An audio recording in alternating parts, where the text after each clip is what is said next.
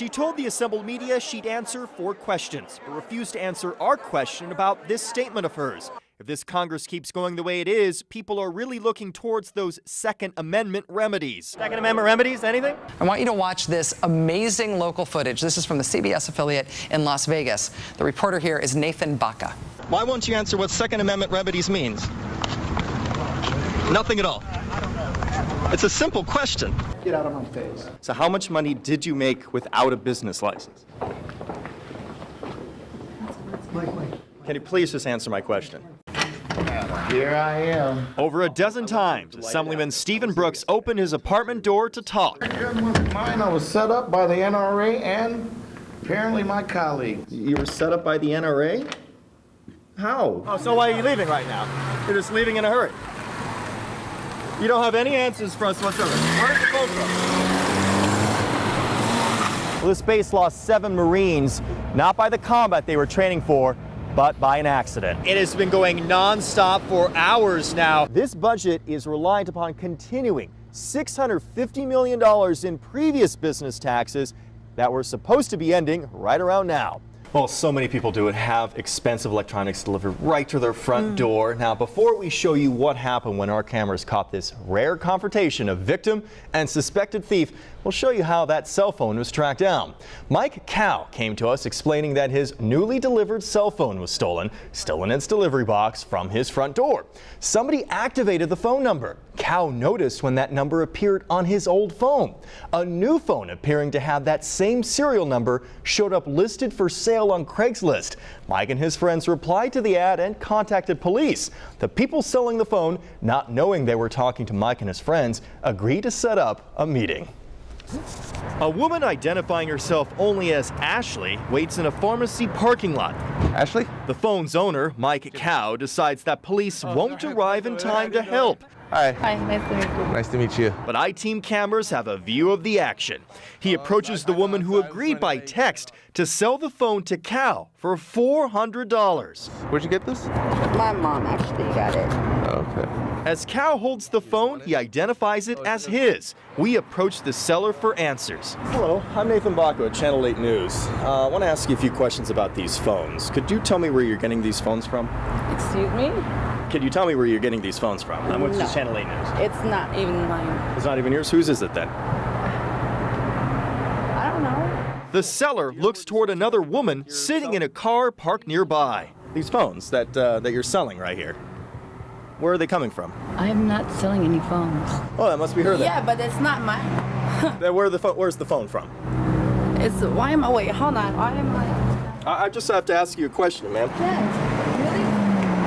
Where's the phone from? Really? It's not mine. So you're trying to sell it though for what, $400? Why? It's not. Well, do it with it then. Then whose phone is it? Mine. Hello.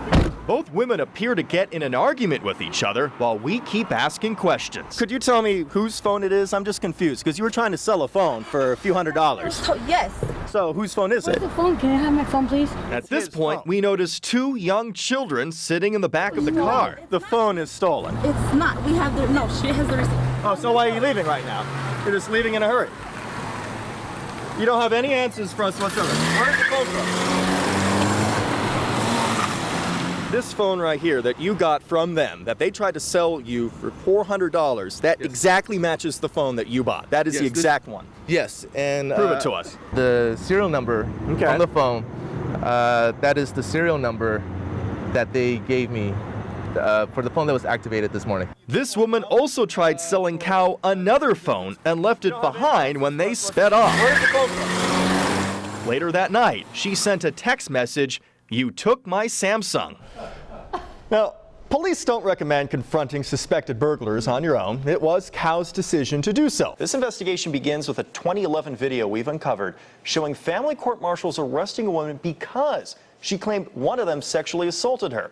A warning. Some of the details of the story may be disturbing to some. So I'm just going to close the case out and dissolve the order. All right, thank you. Okay. Monica Contreras came to family court with her 2-year-old daughter. She was in court for only a few minutes on a routine divorce case. According to internal court documents reviewed by the I-Team, Family Court Marshal Ron Fox ordered Contreras into a waiting room by herself for an unexplainable drug search. Contreras says Marshall Fox touched her buttocks, breast, and ordered her to lift up her shirt. A later internal investigation validated her claims. Contreras went right back into the same courtroom to tell hearing master Patricia Doninger her requests to have a female Marshall search her were ignored. I think I'd rather have a female in here. And he went in here and This was going to take her home. I was just offended by this. Can't Mama go to her? I'm just offended that he asked me to do that. Okay, so the story stands. Handcuff her. What? Contreras pleads as Marshal James Kenyon begins to arrest her. Or what, sir? Hold on. Okay, why would I be arrested? Can you please tell Turn me? around, put your hands behind your Can you back. please tell me? Turn around, put your hands Because of behind false your back. allegations made against a police officer, so. What? We looked and could find no law supporting that arrest, let alone any law allowing an alleged sexual assault victim to be arrested by the alleged assaulter. Jimmy, I got court. I still have to do this, so arrest her. I take the kid. We're done. Why would you do that to me, sir? Because you're making I'm false not making allegations. false After repeated attempts by marshals to get Contreras to recant her story, she breaks down. Let me go home, please. Let me go. It was all lies. I don't want to tell anything. It was all lies. All lies. All lies. All lies. Please stop. We can do this the easy way, we can do this to her. Marshal Fox tells Contreras the only way she can avoid jail is to step up to the microphone and recant. Contreras agrees, but does the opposite. When you asked me to lift up my shirt without a witness, Okay, you asked me take to it, lift. You asked me to lift up my shirt without a witness. For 4 minutes, Contreras pleaded to hearing master Patricia Doninger to hear her. Doninger didn't look at the alleged sexual assault victim, deciding instead to play with Contreras' daughter. How could you do this to me? How could you watch? How could you watch? Contreras' 2-year-old daughter confronts the marshals arresting her mother. If you can have them come over, please. He said, "Can you please pull up your shirt without a witness?" And I said, "I don't think that's a good idea." Yes, I do. Get a No. officer if you have a female. Contreras kisses her daughter before being sent to jail. Her young daughter sent to Child Haven. 2 months later, Contreras filed a complaint with Court-Martial Internal Affairs. Sources tell the I-Team investigators were shocked they never heard of the alleged courthouse sexual assault from Family Court Lieutenant Steve Rushfield. After a 6-month Internal Affairs investigation, Marshal Ron Fox was fired. Nobody from Clark County told Monica Contreras that. She found out because we found her. Contreras asked that we blur her face. I just hope I did the right thing by telling Internal Affairs.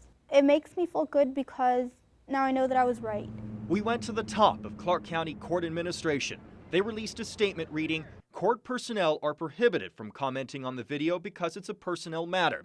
When the actions of any district court employee are called into question, the court immediately responds by conducting a fair, thorough investigation and upon completion, taking appropriate action." Even though Marshal Fox was fired, sources tell the I-Team Clark County is widening its investigation into why this incident and a growing number of assault allegations were never reported by Family Court Management to Internal Affairs. Morning, Hal. Goodbyes are the hardest thing to hear.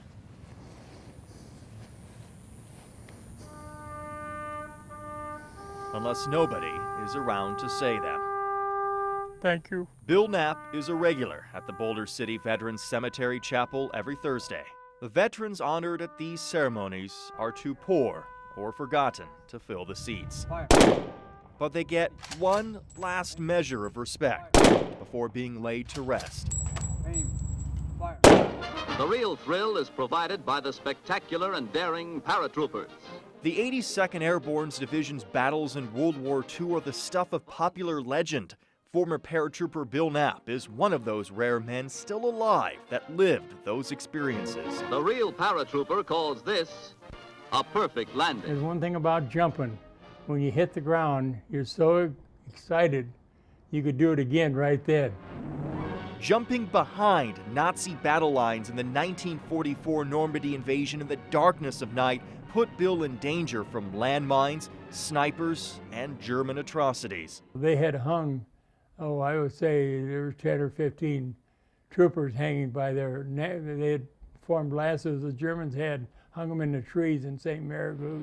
Bill's second combat jump months later would be etched in history as the bridge too far, a desperate fight in Holland ending in Allied defeat. What scares you about a tank is that you're so helpless against it.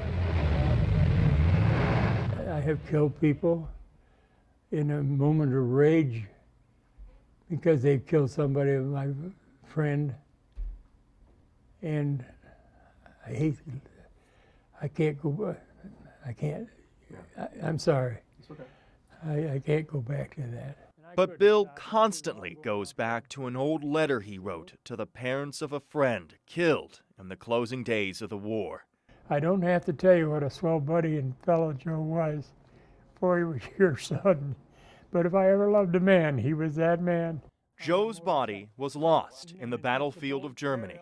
Bill wants to honor his friend the only way he still can, by finding Joe's name at the World War II Memorial in Washington, D.C. I don't think there's going to be any closure. I lost too many friends. I'm hoping I'm doing something for them sometime.